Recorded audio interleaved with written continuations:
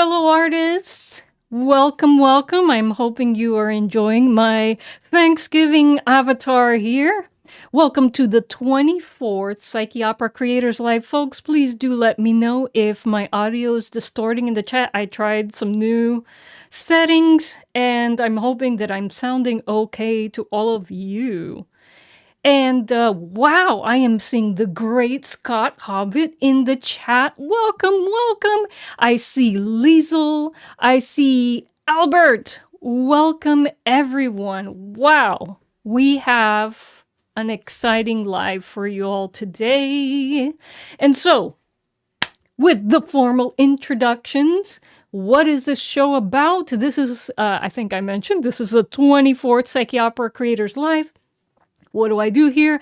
I showcase fellow builders of musical instruments and their work, whether it's rustic cigar box guitars, traditional flutes, trash bin percussion, synthesizers, software instruments, DIY MIDI controllers, or classical guitars made by master luthiers. If it's made by humans in a workshop and not by machines in a factory, then I want to talk about it. Yay! Exactly right, Liesel. Thank you for the promo there, Scott. Well, today, I'm excited to welcome back our friend, Mike Mountain Hot Gourley, to the show. If you've been following the stream, you know that Mike is the person who brought us the cigar box sitar and other fascinating builds. Mike specializes in meditative and experimental electroacoustic music, and you can find his work on YouTube and other platforms. And be sure to check out the video description box after the live for more information about where you can access Mike's work. Show him some love. Okay. So before I move on to the next segment, I have a quick announcement. I want to announce that my presentation about the history of the cigar box guitar was indeed filmed and is now available on YouTube. The video features musical performances by me and my friend Pete, who is a fantastic guitarist, so please do check out the video after the stream, and I included a link to the video in the video description box in case it hasn't appeared in your YouTube feed. Okay, so without any further ado, let me invite Mike onto the live. My co-host Lawrence may be a little late, and so we may hear from Lawrence, perhaps towards the end of the stream. He might drop in for a cameo. He wasn't feeling well, and so he may be a little slow to get on. Please do show him some love. If he manages to get on the stream today, he has to rest up before his big stream tonight on earworms. And so if you want to catch Lawrence for sure today, please do go to the Wayfarer Project on YouTube and look for the Earworms live stream. Okay. Here we go. Let's bring Mike onto the live. Mike! Hello! Mike! Hello! Hello, everyone. It's good to see everybody in the chat.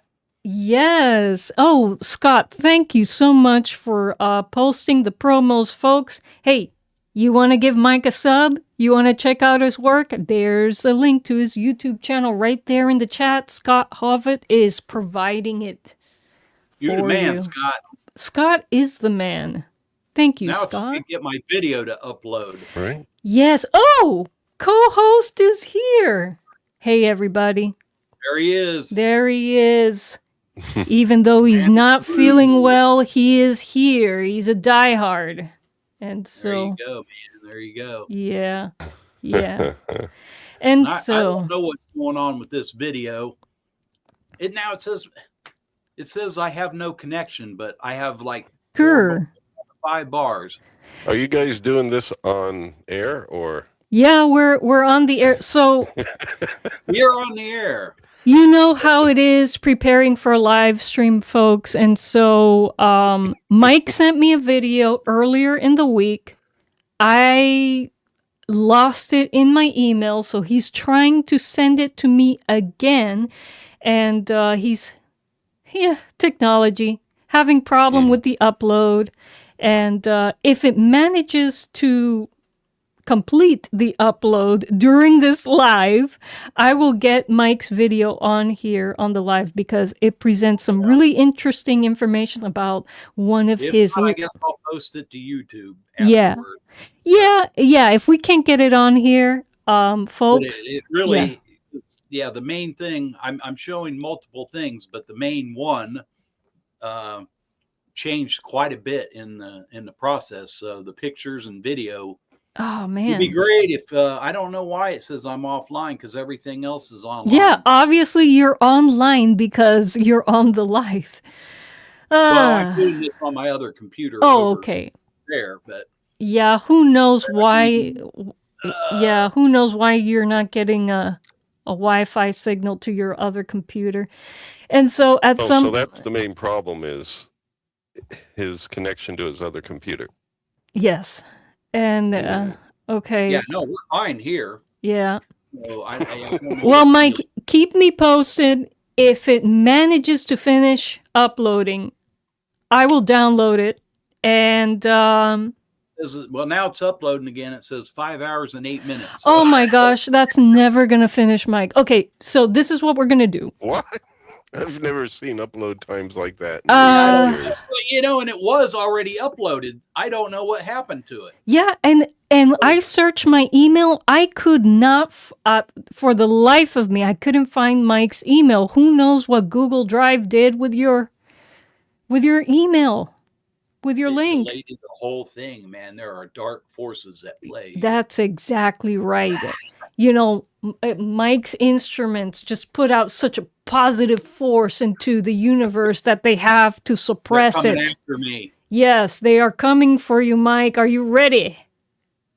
Of course. Awesome. I have my sage. There we go. Some sage, some rabbit tobacco to get rid of those evil spirits. Come on, Mike. He's ready to go. So that's right. So, folks, you're going to have to go to Mike's channel, I guess a few hours after the live, to see how his latest secret instrument came together. But for now, Mike has a few secret builds to show us. So, Mike, you want to... Yeah, just do it live. Yes. Yes. Show us live. He has a few secret builds to reveal to us, folks. So I have no idea about what I'm going to see. So, let's go for it, Mike. Well, what I've been doing, aside from building brand new, actually, I have 4 things. Only one of them is brand new from scratch. I've been going back on some of my other ones that I don't like something about them, or I don't feel they're really playable, and trying to make them playable. So let me grab number 1. All right. Quick question, Lawrence. Is my audio distorting? How are we doing? As long as you stay back from it and don't get too loud, you're fine. Okay. Did I distort it all today? Probably, right? Maybe a little bit. Okay. When you got excited. Okay. Oh, there you do. That's hard not to get excited. It's hard. Let me back up this mic here a little bit. Sorry, folks, on YouTube. I don't mean to give you a headache with my horrible distortion. Yeah, okay. Each week we're prepping. Yeah. Right. All right, Mike, let's see what's going on there. All right. Well, I think I had showed the last time, if I remember right, a balalakia. Yes. I had built, and I tried to do another one because that one I just couldn't get the intonation on it, and so I built another one with my moose. Oh, the moose. The moose. So I took the pickup out so I could get the action a little lower on the strings. Okay. So there's no pickup anymore. And I made a shorter neck, and I put the strings on it for the I guess I don't know what the deal is with the balalakia. And if you don't know what it is, that's it. There we go. You don't know what I'm talking about. But there is a square version of it, and I can't remember the name off the top of my head because Gabriel Marin told me. Yeah, Liza was working on a balalakia too. Yeah, and there's an older, much older version that's actually a square box like this. So I put the strings on it, and I don't know. It just didn't.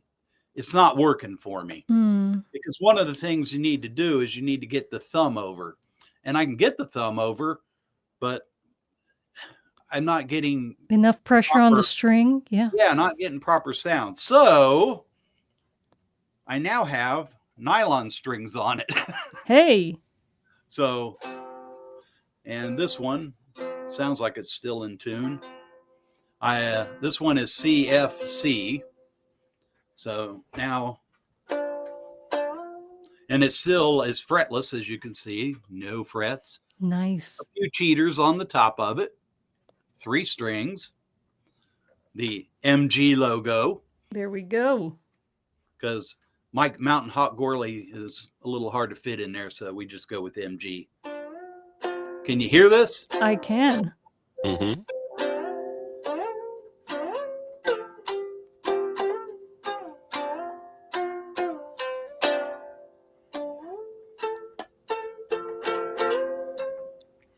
So it doesn't sound like, it's not a ukulele. It doesn't sound like a ukulele. So it's just, we'll call it the fretless moose. The fretless moose. Quick question, Mike. So do balalaikas, balalaikia, I'm sorry, I'm pronouncing it wrong. I play all these weird instruments and I don't say, the sitar is nice. It's easy. Sitar. There we go. But all this other stuff. Namra is easy. Dutar is easy. Yeah, what makes the banya cauda a banya cauda? I'll just call it that. No, let's try to say the proper name. Try to pronounce it. So do balalaikias? Do they have do they have nylon strings usually? No. Okay, so this one's yours is a little different. Okay. Yeah, this is not, I completely changed up. It's its own thing. Yeah, I had the strings for it. I had it on it just like the other one, and it's not working for me. Well, since now it's nylon, will you be fitting the box with piezos? I don't know. We'll see. I don't know. I beat the crap out of this box enough, I think. I hate to, Well, in the little, it's got holes for it. In the little slot there. Oh, okay, I see. So you glued the box and you can't get inside. Well, yeah, from tearing it apart, I've got a screw there, screw here. So I have to take the screws out to get into it. It looks like you're screwed. I'm screwed. Yeah, I have a question though. What makes the balalakia a balalakia, if I'm saying that right? Like, because you could have square ones, you could have triangular ones. It doesn't seem like the body shape makes the definition. So I'm wondering what does. Who knows why they made it triangular? It's really not easy to. It doesn't sit on your lap really nice. But the box ones, and I can't remember exactly what they're called, but they're older. According to Gabriel, they go back even farther. Okay. But they're very thin strings. What makes them its own thing? Like, Well, how do you define what it is compared to anything else? I guess the shape of the body, the type of Well, that can't strings. be it, because you have square ones and you have triangular ones. Well, I mean, the square one does sound a little bit different. I mean, the body, of course, is going to have a. I don't think this is in tune though. Hell no. But and I the don't know if you can tuning, really- the tuning in the fourth and the tuning. fifth. Yeah. tuning and the smaller, the Yeah. lower strings. So Typically it's tuned. I wasn't prepared to play this, but it's tuned EDA, which is very weird. EDA. Okay. EDA. Yes. Now that's, I guess, your standard tuning. Okay. So What Dave was showing me. This one, Yeah. I need to take the strings off, and I really need to do some sanding on these frets. They're horrible. But I mean, this thing is from, I think, the 70s, if I remember right. But yeah, I didn't nice play it instrument. a lot. I put guitar tuners on this one. I butchered it. But I mean, I didn't pay that much for it. Liesel says that balalaikia means babble in Old Russian. Interesting. Well, yeah, it is a Russian instrument. So, but as you can see, it's kind of doesn't really. I guess you can play it that way if you wanted. But I didn't tune it, but I didn't build it either. So. Liesel also says there are different tunings for the balalaikia. Yeah, that's awesome. But you know what? I've never encountered a tuning where you have, like what you said, Mike, an E, a D, which is a seventh apart. And then what's after the D? A. An A. EDA. So you have a seventh and then a perfect fifth. That's an interesting tuning. Yeah. So, there's lots of tunings. I mean, it's just like a guitar. You got alternate tunings, open tunings. You got several tunings. But, and I mean, this is not like a main instrument for me. So I'm not super knowledgeable. Gabriel doesn't even play his a whole lot, but that's what he told me. Cause I was doing, I think it was either DDA or EEA. So the top two that's like an open thing, but he said EDA, but you use the thumb, kind of like the Dombra and Dutar. These wacky instruments. There's a lot of them that there's some thumb play in it. Very interesting. Yes. So, but this kind of I don't know, has that kind of Indian sound to it with the. So I guess it's the body shape combined with the tunings that make a balalakia a balalakia. Yeah. All right. As opposed to any other type of string guitar-like instrument or lute family instrument. Right. Okay. And then when you make a rectangular one, it's technically a different name because it's a kind of a different instrument, but you don't remember what the name is. No. I'm just trying to summarize so far what makes something. So what you made is really kind of like I guess you could call it a rectangulakia. Yeah. Well, I think Liesel, I don't know. I think Liesel mentioned in the chat that there are. The Shig Ponder. I don't know if I'm saying that right. Shig Ponder. DECHIG PONDER. Ooh. And it's probably like Dushen Ponder or something. I mean, it's Russian. Shig Ponder. It's Russian, so. But I have to put it through Google Translate to get coached on it. I'm not even gonna try. Yeah. Yeah, exactly. But that's what the rectangular one's called. Right. Yes. Exactly. Cool. Yeah, I don't think we're getting anywhere with the Google Drive. I'll post it on YouTube after the show. Yeah, folks, you got to go to Mike's channel after the show to see how he built one of the larger secret instruments he has for us today. So yes. Well, we probably might as well go to it. Yes. That's a cool little nylon giddy, though, Mike. I really do love working with nylon with cigar box guitars. It's just nicer on the what do you call, fretting hand. All of the ones that I fret, the ones that I make with movable copper frets. Well, right now I only have one complete, and I have others that are partially complete, but yeah, nylon is so nice on the fretting hand.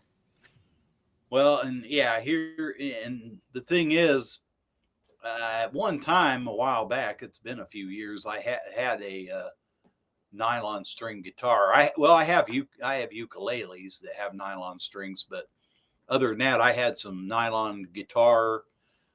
I have a lot of nylon strings that I wasn't really using, so that kind of prompted me as well to go with the nylon. What really prompted me, well, I'm going to make a liar out of myself. We'll come to the other one next.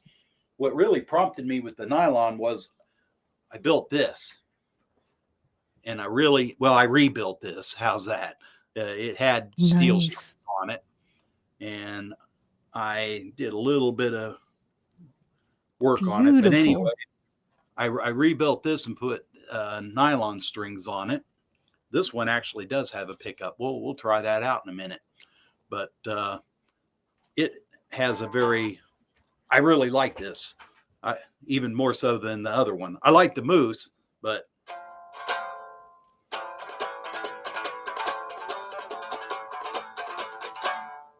oh.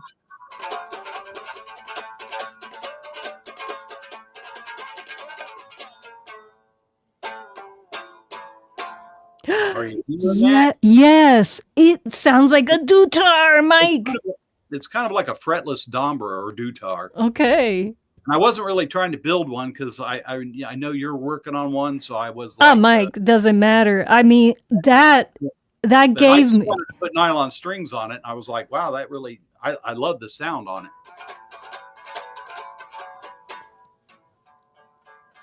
Whoa, very nice, Mike. Very nice. Oh, Yeah, Scott, Mike, I'm sorry, Mike, just to answer Scott's question, Scott says the likes counter isn't working. It's not showing a number like it normally does, Liza. Scott, I turned off the likes counter. This was years and years and years ago that I did this to my channel because somebody was coming in and systematically disliking all of my videos.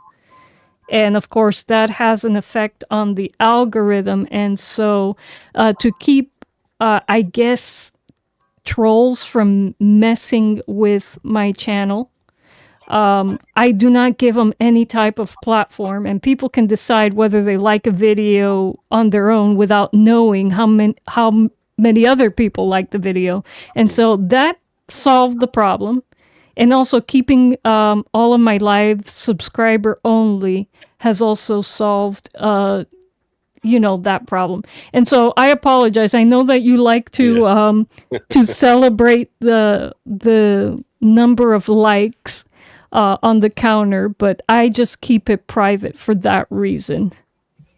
Yeah, I mean, you could tell when it's like in one day after you receive a comment where somebody doesn't like, your makeup or something, and then the next day it's like 30 different videos all of a sudden got a dislike. Yeah, and that is what happened. It was like all in the same day within a certain period of time, and it was on all of the videos on my channel.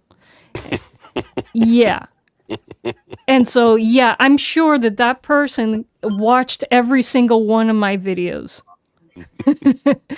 No. And so. YouTube. But anyway, yeah. So I couldn't find anything about Deshig Ponder. Oh, really? You got a piezo in there, Mike. Yeah, but I might be spelling it wrong. Okay. What did I say? I think it was DECHIG. Mm-hmm. Ponder, PONDER. Yeah. Google thinks it's a last name of somebody. It says Oh, no. well, yeah, I'm sure it's Russian. Yeah. The Sheik Ponder.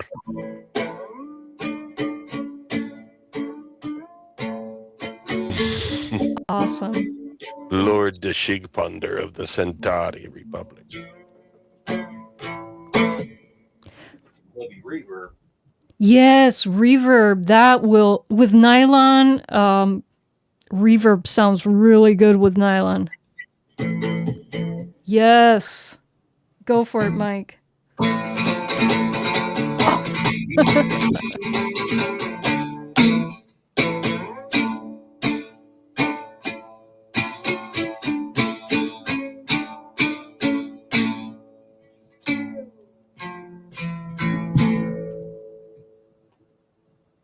Like where it was before.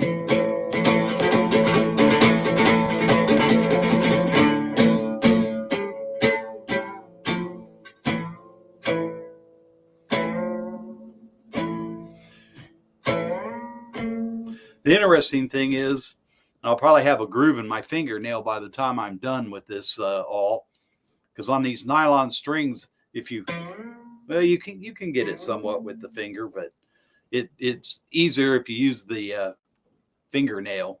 Ooh. You know, as opposed to. Is that painful? No. Oh, just okay. Getting used to it. Yeah. Well, I see a picture here of someone with a balalakia, and it's like half the size of them. It goes down below the knee and all the way up. There's a the bass armpit. one. Yeah, that's huge. probably the bass Yeah. one. Yeah. Bass Yeah, one it's is like, yeah, incredibly big. Yeah, there's different sizes.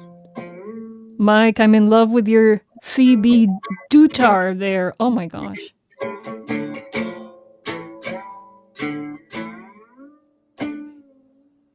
Yeah, I need to practice more. Get like Gabe.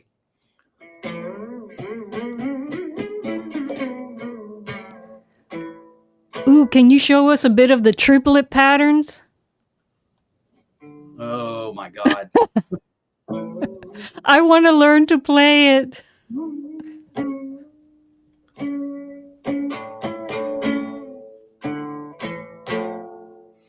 Let's get out of the minor thing. Try some major.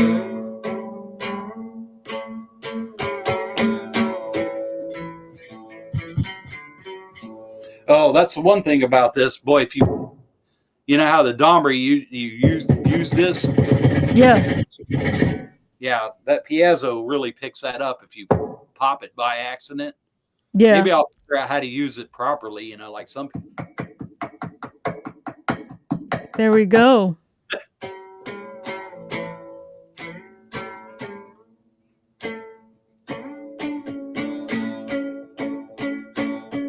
But it has some nice. And you do all the. Oh, I love that.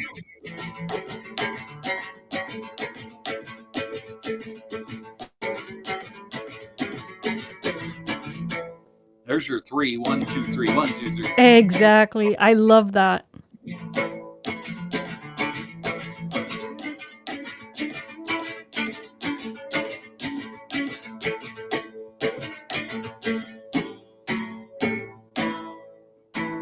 Sounds like I went out of tune.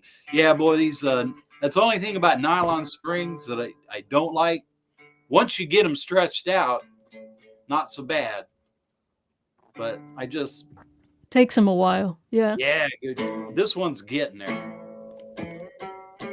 Well, and the other thing about fretless, people may not realize is, man, if you don't hit it spot on, I don't know how. That's why I'm amazed so much by Gabriel Marin, and there's some other fretless players, but is the fact that, I mean, you got to hit that. If you're just a little sharper flat, yeah. So when you're doing this crazy stuff, I mean, if you don't stop at the right place, it's going to sound off. See how that's... Yeah. On the flip side, if you really know what you're doing, you can do quarter notes, you know, so... The alternate tunings and stuff. Albert says, Mike, that you're a great player and builder. Well, thank you, Albert. He is correct. I do need to take some more time to get with my saw, though. Of course, I was in Ohio a week ago, so I've been crazy busy lately. So, and then trying to do all this other stuff, but I am digging. I am getting sound out of the saw these days. I'm not going to say good sound, but I'm at least at the stage where, okay, I can get something out of this. You got to start somewhere. Yeah, exactly. Well, and bending it. So Albert, thank you. He gave me some tips and sent me some videos, and so I have the tools to better myself. But yeah, I got a long way to go to be that guy that we play at the end of Earworms. So what was I'm not really sure I don't know, but I forgot his name. Olivier Duché. There we go. Master saw player. Yes. Yeah, exactly. But I mean, I personally don't really aspire to be anybody else anyway. I mean, I take lessons off Gabe, and I mean, it's like I can do some of this. It sounds great, Mike. You're sounding so good with the dutar. I'm hoping that you're going to produce some tutorials on how to play it, because I want to learn how to play the ones that I build. And I think you could break down the technique very well, since you yourself are learning it. Right. Yeah, I mean, I have the basics of it. I could go. Teach somebody. I don't know, but I mean, I don't know how much call there is for it. I mean, I could teach a beginner. Mm-hmm. Absolutely. Yeah, there is call for it, at least for me. For one person, there is call for it. So I want to learn how to play, and I would rather give you the views, Mike, than a stranger on the internet. Right. I mean, I don't know. Because you're building them. You're not just playing them. You're building them. Yeah. So. Yeah. Well, I mean, do it. Do it, Mike. Chat. Shall we encourage Mike to start producing dutar tutorials? Let me know. Thinking further, I thought I could use the money. I don't know who would want dutar, Dombra lessons. Well, you never know. I mean, the thing is, there's times I look up stuff. I could do a basic tutorial and throw it out there into YouTube land. Somebody wants to try something new. They look for stuff like that. And the thing is, once you have it up, it's like permanently there. So it's something that on into the future becomes a evergreen content. Yeah, basically. Yeah, exactly. And quick question, Lawrence, because you know more about this than I do. Do you have to be monetized to make paid playlists on YouTube? Because now that's a thing. Yeah, I think so. I don't know which tier, though. It may be the 500 subscriber tier. Where are you in subscribers, Mike? Man, I'm still trying to get to 200. I stopped at 195. I don't know what happened. I just died. So I don't know. It's been reported across YouTube that subscriber counts and watch time and views is just generally down across the board. I've been researching and trying to figure things out because I do want YouTube to be part of my business.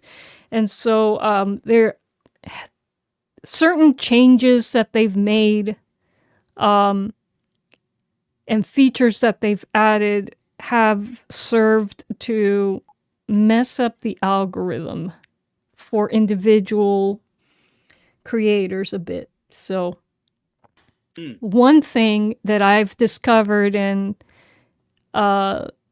is that the auto translate feature is hurting channels. Really? YouTube sells it as, hey, we're giving you more reach because you could potentially grow an international audience. And I was like, cool, let me try that. And what it was doing, it was plastering on really hokey overdubs onto my videos. And of course, people get annoyed and click out of it. And that was killing.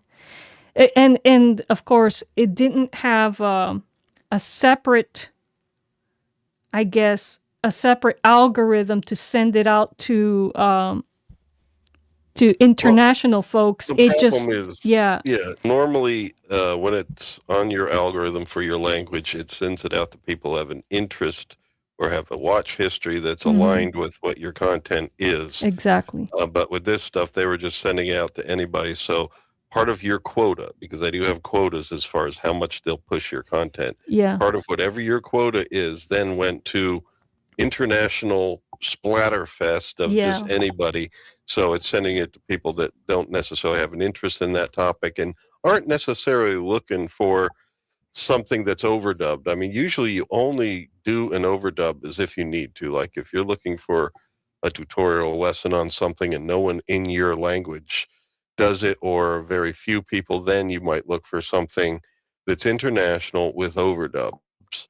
But it's usually not a top priority thing, right. especially in this stuff where our content in general is more tutorial oriented and or about hobbyist things or instrument building and making music and all that stuff. It's not like high entertainment stuff. It's more about a niche topic. And so if it's not in that niche, just random person in Finland isn't necessarily an enthusiast of cigar box guitars. Well, Right. even if they are, the overdub might just annoy them to the point where Mm-hmm. they're not going to watch the video, and they could just watch creators in their space. And the point I thought to myself, maybe in enabling this, I got a little greedy. I'm sure that there are, for example, Finnish people who build cigar box guitars, and they should grow their, they shouldn't have to compete against, someone who doesn't speak their language. So, and besides, these are, you want to support your local builders and connect with them and maybe buy their instruments, and you cutting into but you're not really cutting into it because the overdubs are. No, there's space for all that. It just mostly has to do with the algorithm and the fact that, it should still be sent to those people who have an interest in that subject, not just Yeah, I think random people in other I think countries. it's a little more random than they say that it's an interest-based algorithm, but when you enable that overdubbing, it's not that anymore. And so I turned it off, and I've done some analysis aided by Gemini, and after a week, I started seeing some improvements in my analytics. So just an FYI, for those of you who are trying to build up a channel, don't take my word for it. Do your own research. There are a lot of videos about it on YouTube, and this is my personal experience. It hasn't worked for me, and if you're scratching your head as to why you're not getting the reach you had a few months ago, or maybe give this a try, and then follow up with some AI aided analysis to see if disabling auto dubbing helps your channel. Again, don't take my word for it. Do your own research. I'm just talking about my own experience and what I'm experiencing here on my own channel. Scott Hovitt says, that's definitely weird. YouTube did that. I sometimes think YouTube's actions are more like a gatekeeper's action. That is very interesting, Scott. That's very interesting theory. I I was just looking at that, and I lied. I guess somewhere I picked up 3. I'm up to 198, man. I'm 2 away. Woo! Just 2 away. If you're 2, listening to us yes. at all, even on the rewind, please Oh, you check always out stop Mike me. Gourley's channel. Please. I was bouncing off screen. I have the video uploading on my YouTube channel, although it says an hour, so I don't know what's going. Folks, It's about a 19-minute video, so it probably will take a little while to upload. Yeah, for sure. And then for me to download it, to put it up. And so, Mike, No. Go to my YouTube channel. Yes, go to Mike's. Let's support Mike's YouTube. He only needs 2 more subs to reach 200. If you're liking Mike's instruments and his playing, please show him some love on his channel. And I do have his channel linked in the video description. Ooh, Mike, the secret instrument. Whoa. This is Mike's version of if I can get it all on the screen there. Mike's version of a Chinese guqin, spelled Guqin. And I had to look it up to see how you pronounce that. It's guqin. I think it's gucheng. Is it? Well, I had to look it up for a script reading thing I did. Yeah, it could be gucheng. Gucheng. Yeah. So probably, well, it's like, North versus South, probably different dialects. Where does the accent lie? Is it gucheng or gucheng? Again, I don't know. The guy I watched, I swear he said guqin. Guqin. Okay. Gucheng. I think it's hard to tell which one, but gucheng is at least what I did, and it was correct for the purpose I did it for. However it's pronounced, Mike has his own version here. I do. Mine's a little thinner. Uh-huh. They're usually a little bit thicker. And it changed a lot from the beginning once you watch the video, because I had this really, hop over my seat. Oh, there we go. Oh, God. All right. Giving you a workout, Mike. Yeah, get my workout. It had an almost like kind of a diamond shaped head. And the reason, it's all busy up here. Wow. A typical one of these, it still is that oh my God, I'm saying this all backwards. Anyway, yeah, I'm holding it right. So unlike like a guitar where the tuners are up here, with this, they're down here, except they're not these kind of tuners. And I looked to see how, it was not cheap. But they basically come down through here. It sits off like the end of a table. And they come down here, and there's this thing that hangs, and you tune it with that. Oh, gosh. So I wasn't doing that. So initially, after I carved out this very nice, diamond shaped and sanded it and had it really nice, I had these pegs like you would see on a zither. Yeah. And they wouldn't hold, because some of these strings are pretty thick. Yeah, that's pretty bassy. So, and we'll get to the playing in a second. But anyway, so I'm kind of using them as post. All right. Yeah, to get the string tension right. Yeah, kind of. And boy, this thing is light. There we go. Hold it like that. So. Yeah, anyway, I had some holes drilled in here for those, and I was like, oh, what am I going to do? So I drilled a whole bunch more holes and made it decoration. And then I ended up using them anyway. So I got bass tuners, and those are holding. They're doing very well. So that's how mine's different from a traditional. The traditional, like I said, sits off the end of it like a table, and the tuners are down here, but the tuners are on this side, and then the strings go in down here. Awesome. So, and what kind of strings do you have on it, Mike? Well, fine. It's typically 7 strings, which I started out with 7, and I decided I was going to add, since I had 8 bass tuners, because I had 4 and I had to buy 4 more, I was like, I'm going to throw the octave on there. Awesome. Because the way this thing is tuned, traditional tuning from what I found is C major. So, whoops, starting the wrong place.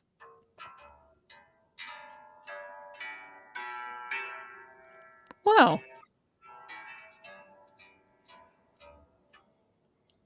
So very harp-like. Yeah. The only strings I found that actually had the word guchung in it were like, I don't know, like 30 some odd dollars. Mm. And they're basically about the same as a zither.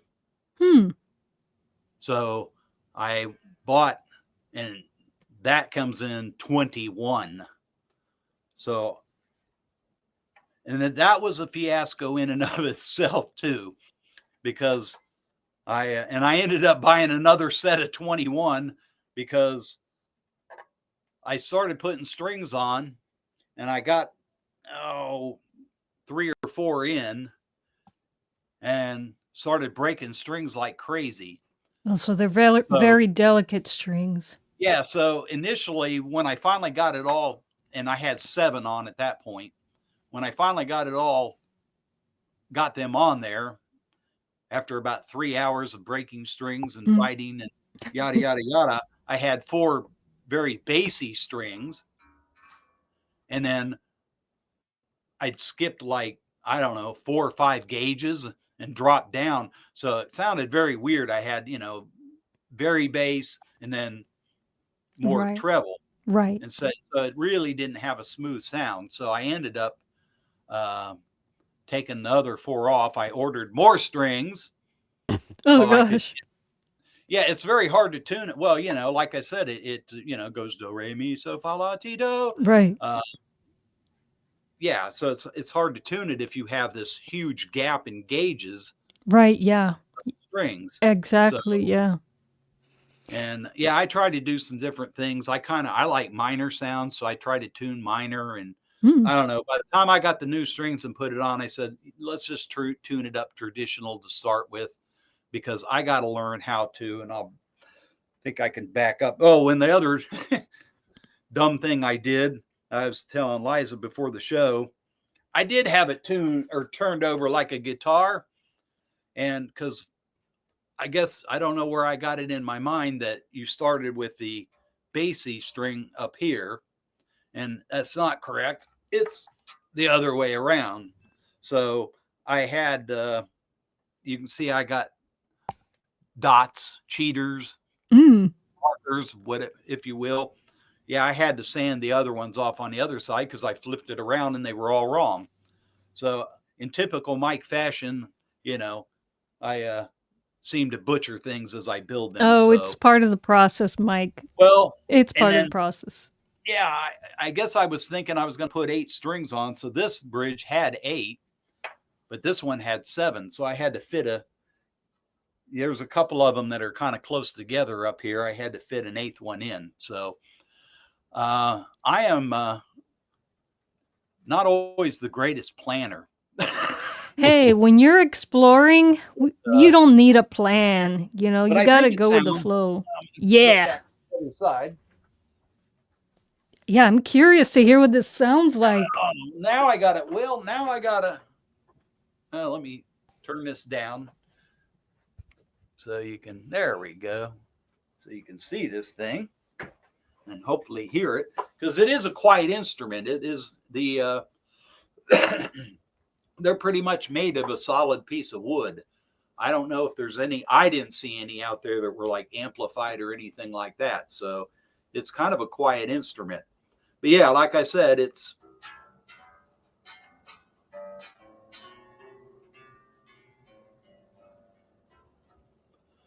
so right now I'm kind of just practicing because I'm not a really great finger picker.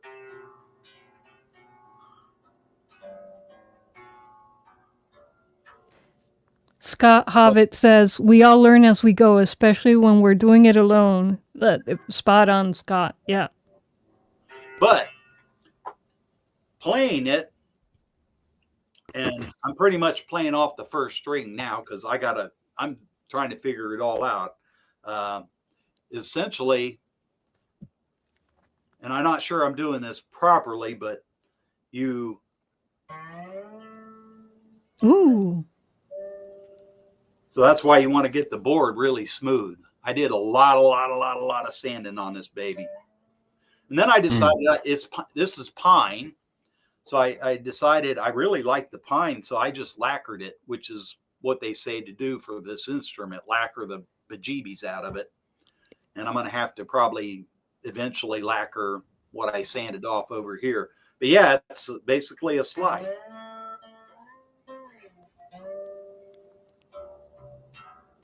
Super cool. Now you can push down on other ones. And like I said, we're back to learning how to play it, especially making it sound kind of Chinese.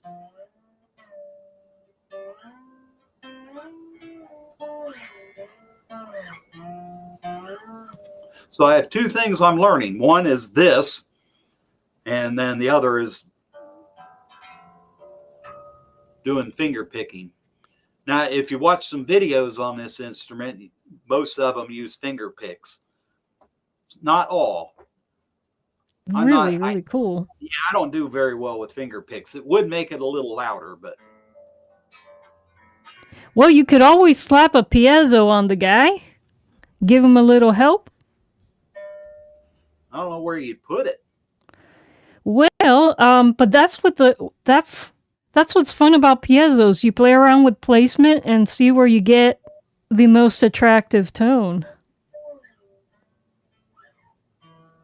But I mean, there's no box underneath of it. Or are you just saying like place it underneath? Because yeah, this is hanging over. Yeah. Well, I'm just using my little piano bench. Piezos definitely work better when there's a resonator, but they're supposed to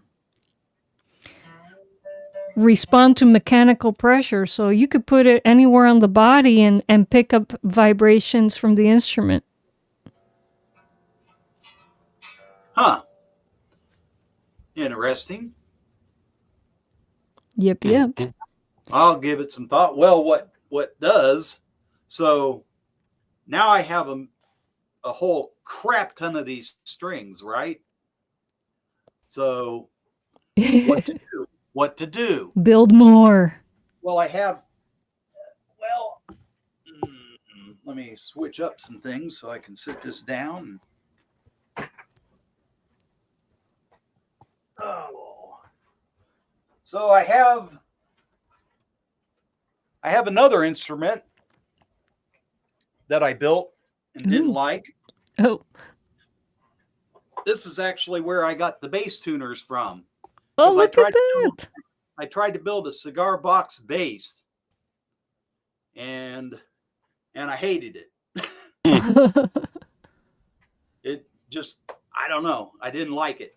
I like the box. It's an acid box. Oh, yes. Well, that's a small box for a bass, wouldn't it be? Probably. You could get it to work. Well, you could get it to work. I didn't. So, yeah.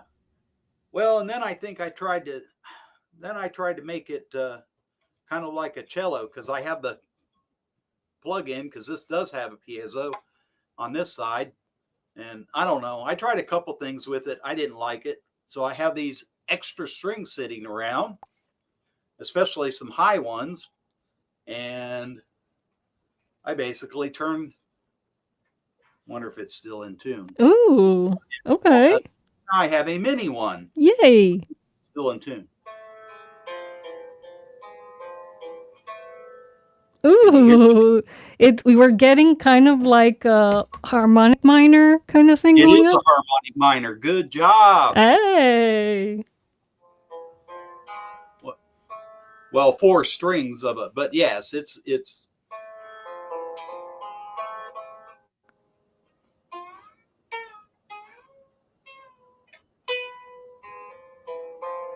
And I don't know. We're going to find out. Oh, Mike, I like the sound actually of the mini. Yes. I do. So I took something that I didn't like. That's what I'm doing these days.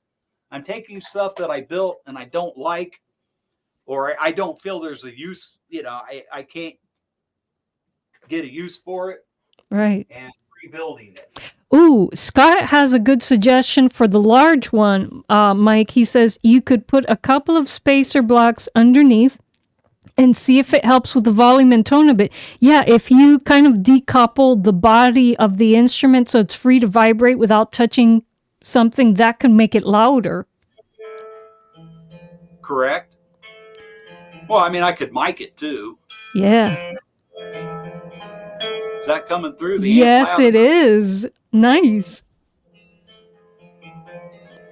It's almost Twilight Zone-y. Okay, I'm really liking the mini. I'm Yeah, really me too. liking it. Ooh, deep reverb. Ooh.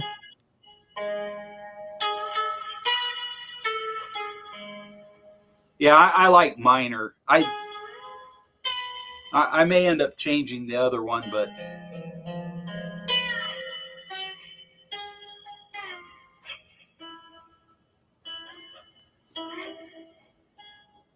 and it's a certain challenge. I got some cheater dots on this one, but yeah, it's kind of like playing a lap slide, Yeah. because it's, you got to get used to. Do you think It's it really- would work better with an actual slide on that last string? You could, and I think I did that, but I didn't. It doesn't have it has a more, to me, authentic sound with. Okay. Yeah, it would be like, the Carnatic Indian music using an actual slide. Although you can, because people do. Scott says great sound. Yeah, I love the sound on this.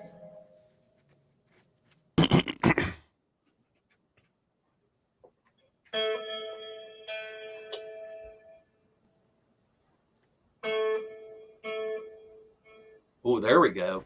A little too hard on it.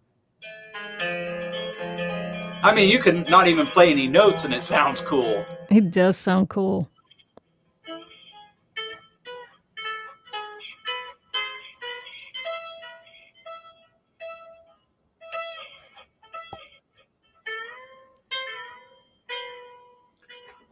For anyone who might want to learn how to do some of this stuff, Gabe gave me a really good piece of advice once, and I try to remember it. He said, don't watch where you're at, if that makes sense. It does to me. I'm sorry, I lost your audio for a second, Mike. Don't watch where you're. All right, so I'm here, right? Mhm. So there's a tendency to stay fixated there when you're moving. You're not watching there. Watch where you're going. Okay. So, your eyes are a little bit ahead of yourself, right? Okay. You're watching where you're going because you're already here, so you don't need to.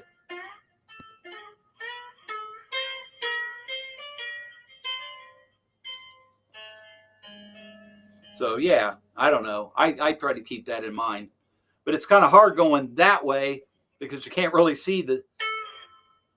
So you really do need to be ahead of yourself, because if you wait until you're already moving, your Right. hand's blocking the dot. Right. So you got to kind of, okay, there's where I want to go. Good advice. So, yes, yeah, I thought it was.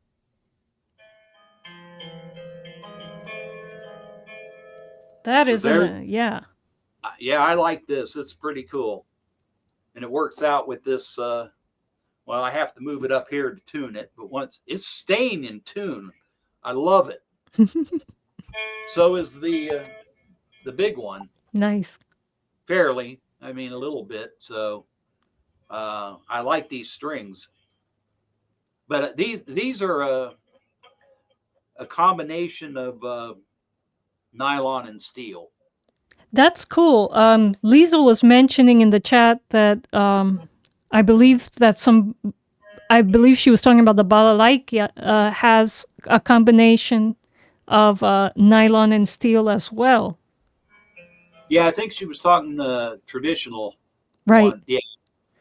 Yeah. Yeah, you'll find all kinds of stuff. Well, on the dutars, I'm getting my neck starting to.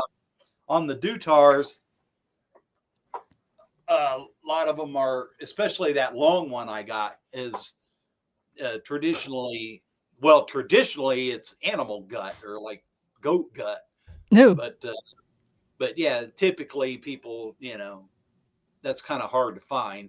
So they use that one has silk strings on it, but a lot of people switch to nylon. I know Gabe was talking about switching his when he actually uses it playing out. Like a few years ago, they did a hybrid album tour where they used some of those instruments, and he said that them silk strings break. I mean, mine will break off. I mean, it sitting on the wall hanging, they break all the time. And it's hard to keep the moisture in them, and I guess they crack, and exactly. So he was putting nylon on it, but he said he didn't notice a lot of difference. I think there is a little bit of difference, but what do you think what sound do you think that silk gives you that nylon doesn't give you? Oh man, that's abstract. I don't know. It just feels a little more traditional like to me. I don't know. But I mean, if you really want to get traditional, then you'd have to find gut strings, which is not impossible, but very delicate. Probably not. Yeah, probably not cheap. But yeah, if you really wanted to be a traditional, then yeah, that's how strings of old were made. Does Gabriel have a preference over which type of nylon strings he likes? Does he like the regular old-fashioned nylon or the nylon fluorocarbon, which are a little stiffer but louder? I don't know if I'm trying to think if we've had that discussion. But I think most of the traditional instruments just use the standard nylon. The standard nylon. I mean, there's, people out there that just use fishing line. Yeah. Well, actually, that's why I asked. I did some research with Gemini, of course. You know how I love to do Gemini research. And I wanted to save some money on building my shorties, which use nylon strings. And before I was buying Martin & Co. classical guitar, like normal tension nylon strings. And the thing is, I would have to, the packs are $5, which is not bad for guitar strings. But the thing is, I'm building a lot of them. And I was wondering, can I use fish string for nylon? And it spit out some options for me. It's like, yes, you can find nylon strings that are equivalent to the ones that Martin & Co. uses, which are just they're not the new fluorocarbon nylon strings that new classical guitarists prefer. They're the regular soft nylon strings. If you buy the right gauge and the right type of fishing line that has the right gauge and can handle the right pounds of pressure. Yeah, that would be the key. Yeah, and so I'm going to produce a video about that so that other people have this information. Because yes, you can create your own bulk nylon string with fish line if you buy the right type of fish line. And I do have the gauges and poundage for both the regular nylon and the fluorocarbon ones. For anyone who doesn't mind stiffer strings but wants a louder sound, but with nylon. And so be on the lookout for that. Okay. Well, the guy that I bought a few instruments from Kazakhstan, I asked him one time about if he had any, the silk strings I use for the dutar that I got off the first dutar I got off Gabe, I just get the same stuff you would make necklaces with.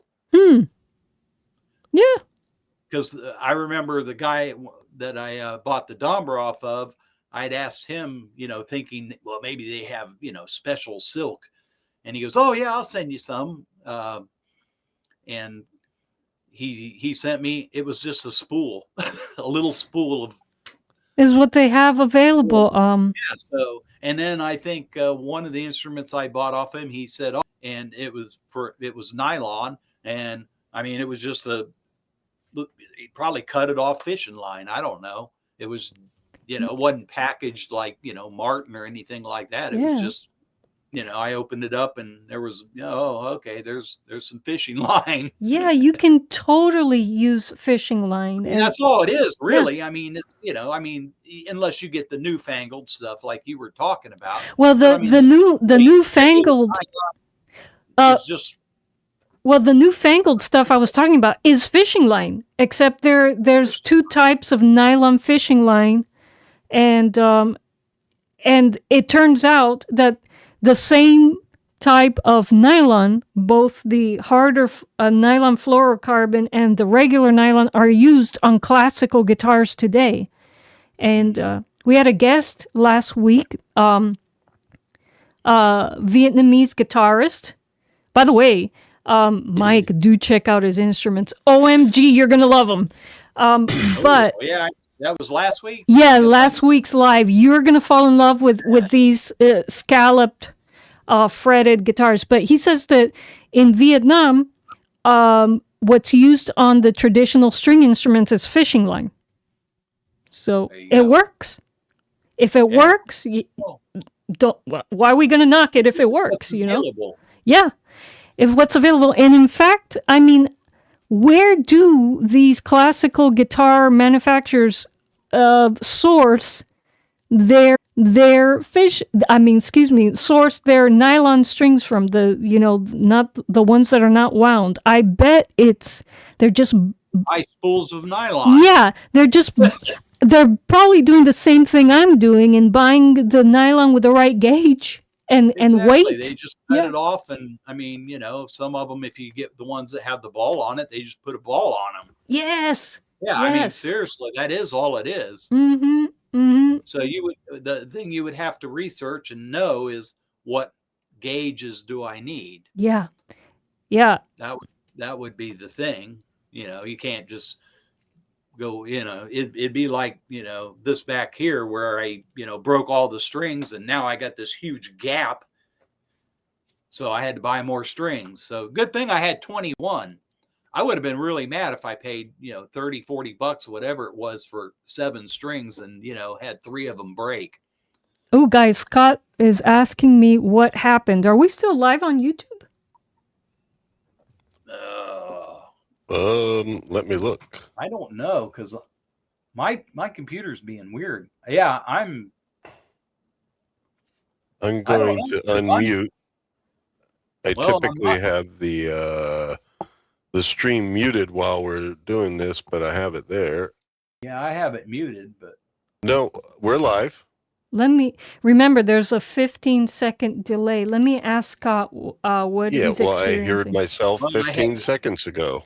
Oh, okay. Let me ask Scott what's going on. It's like, hi, Scott. Easy Pete. No, we're good. It looks like video might get uploaded sometime. Oh, yeah. Scott says it glitched. It glitched. Oh. Okay. Sorry, Scott. Sorry, Scott. I didn't notice anything happen here on OBS, but technology. Can't live with it. Can't live without it. Right. Makes life complicated. Easy and complicated. It is a 3-edged sword. As oh gosh. Oh my gosh. I lost the name of the character. I think my computer's Kosh. Yeah. high today or something. I don't know. Well, people are going to have to go to your channel then, Mike, to watch the beginnings of the end. It might be on there sometime today. I just looked, it's at 11%. So I'm sorry. I don't know why my computer is moving so slow on these, but eventually it'll get there. It'll get there, and then no worries. It's better than that people watch it on your channel anyway, instead of watching it on my channel, me quoting Vorlands here. It was, yeah, I mean, like I said, it's a little long, but yeah, I mean, it was quite the process, building that. I mean, and a little heartaches, because I was like, oh man, I had this nice diamond shaped, end,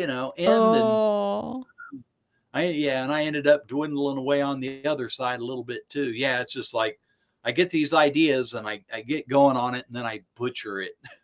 Oh gosh, but, it happens to everyone. But on the other things that, like the moose and stuff like that, it's like I would rather have some blemishes and have it beat up a little bit than have something I don't like and won't play. Right. So exactly right. So that's why I've kind of, instead of looking at other than this baby back here, I'd rather go back and take things I already have and go, okay, well, I don't like that. What can I do to like that? Right. And sometimes I still don't like it, but I can go back a third time, whatever. I mean, if it's a matter of just changing strings, and you are maybe, a perfectionist, Mike. Yeah. What can I say? Yes. Yeah. But, well, I mean, to each their own. I personally do not go. Not giving a shit. Yeah, absolutely. Once I finish something, and if it didn't quite work, it's hard for me to just, clear the board with it and try to fix it. It was hard when I had to go back and troubleshoot the leg fiddle, but I usually don't go back and touch work that I finished, because I think of it as kind of creating an archive of my skill levels. Like, okay, and I could see the progress as I move forward. I certainly wouldn't sell an instrument that doesn't work, though. I only sell the ones that I'm proud of, that, do what they're supposed to do. But right, everyone has their own approach. Somebody came along and they wanted to work on one, but right, I don't know that you really get that. But I mean, if somebody said, "Man, I really like that box and I like that neck," and I'll fix it. So, Mike, what you want something like that, just let me know. I mean, the problem is it costs a damn much to ship anything anymore. It's crazy. Well, Mike, that's one thing. You gotta charge for shipping. Unfortunately, you can't eat that cost, because shipping costs have become ridiculous. Yeah. And so, yeah, it is insane. So, well, it's just everything gets more expensive. Period. Yeah. Just the value of currency keeps shrinking. Things keep going up. Yeah. It's just a one-way course. Mm-hmm. Well, are you planning to sell any instruments locally in your area? Doing any craft markets this season, Mike? Nah. I mean, most of the stuff I make, it's kind of for me. It's like they're mine. You can't have my babies. It's like I'm looking at YouTube, and I don't even know how I stumbled across this Chinese instrument. And I'm like, well, that's interesting. I really like that. Can't afford to buy one. So I shall make one. Yes. I wonder, I think I could make something like that. So there you go. And you did. And the sitar was just, a challenge. And I had this old sitar that I had, was a piece of crap. So I thought, well, I already got, frets and all the things that I need to make it, other than, buying the wood for the neck and a cigar box. So yeah, that one was more, man, can it be done? And I watched some videos. It's been done. So I wasn't the first, But it was not done the way you did it. And yours actually does sound like a sitar. It really does. Exactly. So. Oh, yeah. People do crazy stuff. I've seen people, there's a spoon trick where you take a wooden spoon and an acoustic guitar and you shove the wooden spoon, and, you know, right in front of the bridge. And it's like, but I mean, well, you know, you are the spoon. I am the spoon. Become one with the spoon. Speaking of the spoon, people are being thrown off YouTube. Scott says this is our chat. Fifth time he's been thrown off the live. And Liza thrown off the live. Yeah. What? On Are you talking about thrown off of this? Sounds like right now. Yeah. Well, I have the live stream going on another device, so it's streaming correctly to my phone. No, mine just got off for a second. Mine's been, I've seen it like pause a couple times. Scott, are you having internet connectivity issues? Well, something happened to Liesel too, right? To Liesel as well. Having problems with these downloads. Yeah, then it's more than one person. Yeah. Kurt, what's happening with YouTube? This could be like worldwide. Worldwide. Yeah. It's an invasion, man. Yeah. Well, I don't want to start getting into conspiracy. We're good. Sixth time it happened to Scott. We got through all the instruments, so you know. This time, God only knows what I'll come up with next time. But so Liesel's been thrown. Liesel and Scott have been thrown off 6 times. I'm so sorry, guys. I'm not sure what's going on YouTube's end, but I'm sorry. I'm hoping you guys can catch the replay to see Mike uninterrupted. Well, what happens, like, getting kicked off? What does it do? I don't know.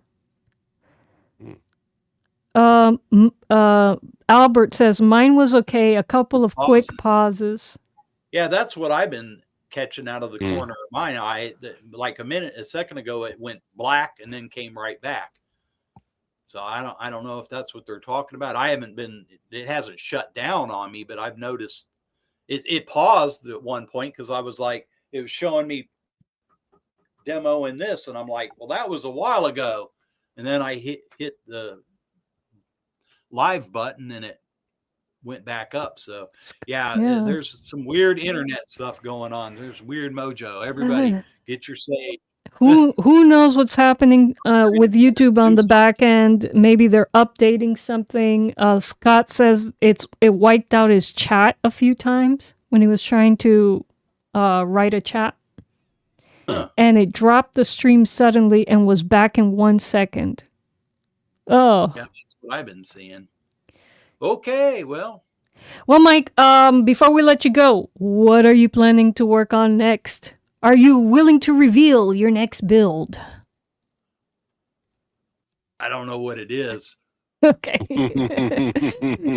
I think you're keeping it a secret, Mike. I think you know exactly what you're working on next. You just don't want to tell me. Well, if I do, I'm hiding it from myself. How's that? Ah, okay. So you've trained yourself. Tell myself what I'm going to do. Yeah, you've trained your mind so you can't be scanned by Psycheopera. He's like Garibaldi there. Like Garibaldi, yes. Yeah, there you go. Yeah, I'm just... By the way, what are we doing on Earworms tonight? UFO. The, what is it? Computer Affair. The episode where computer decision-making versus human decision-making get put in the forefront.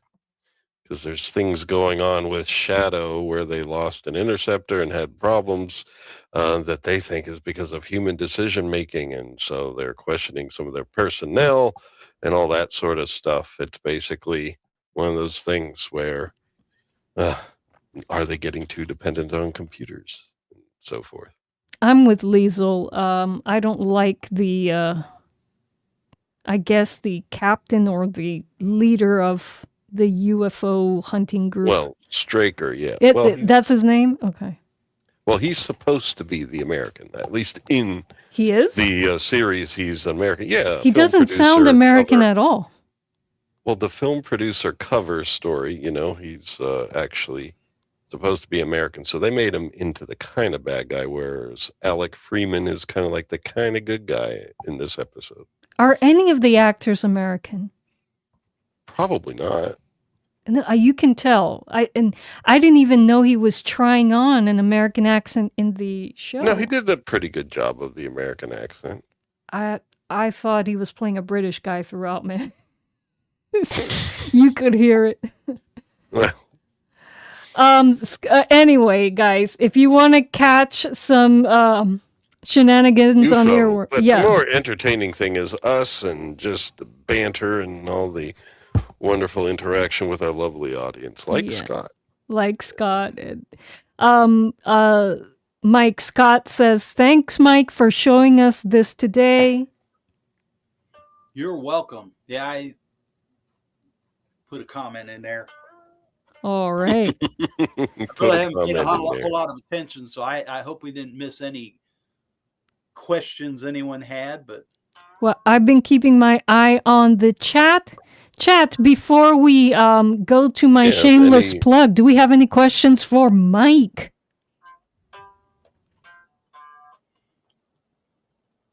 It takes a few seconds. I already asked mine. Ooh. Filler music. Awesome. Oh, that sounds so good. Yeah, it does sound good.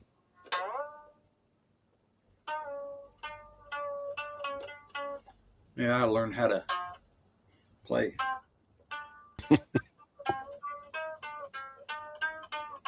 Nah, that don't sound like Twilight Zone. I don't know. Twilight Zone was popping in my head.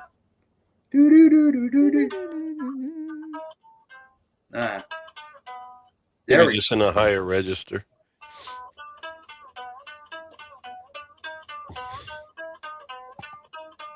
There we go. Yeah, I just moved up a half step. We don't got a pickup in that one, Mike. I forgot. Yeah, it does. It probably sound really wild. Plug it in, plug it in.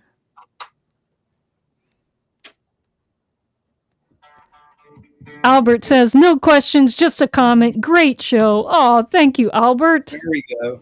Haha. Oh, Twilight Zone. Okay, there we go.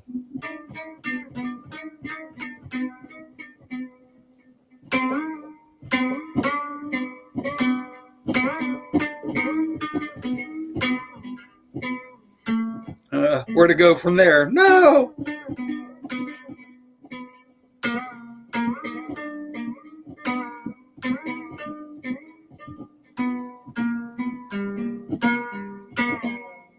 Oh, I gotta build me a dutar. I don't know how I do it. I had a thought, and I'm like, man, I don't even know how I would do it. What? A sarod. What is a sarod? An Indian instrument, but it has a metal. Now you got to look that up. It has a metal. Oh, Mike, I'm glad you. That's this. I'm glad you mentioned that because I wanted to experiment with a metal fretboard. I saw some. So there's this movement that I didn't know about of classical guitarists removing the frets on their guitar. Now they're building custom classical guitars without frets. And some people apply a brass fretboard to that. And I became fascinated with it. And I actually found on Amazon, Mike, what do you call plates of brass that have the same dimensions as the planks of wood we use for the necks of cigar box guitars. You could totally do that. Huh. Yes. Yes. It's something to gel on the thought, but yeah,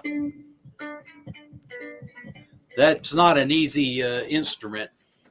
It also has the sympathetic strings as well, which I didn't put on my cigar box sitar, but well, you can cheat. You can make cheat sympathetic instruments by putting in maybe a flexi strings or strings inside the box instead of trying to attach them on the outside of the instrument. Maybe put them inside the resonator. You won't be able to hear them until you're plugged in with a piezo, but it's something. right. Something cool. Right. Oops. I'm gonna get tangled up in blue. Right, Well, I think people are. Oh, I'm seeing see ya. Okay, we get the hint. alrighty, folks. I will let y'all We've go. overstayed our welcome. We have. Oh yes. Hey, I got a potty. Oh no. I gotta go potty. Okay, Mike has to Now go. I just said that for all of time. People be watching the repeat. What is this guy? What is this? Well, I will let y'all go with my shameless plug, and then we'll end with my diddly bow outro. So here we go, shameless plug. Shameless plug. If I can, you know what? If I can get there. Okay. Oh, okay. What happened, shameless plug?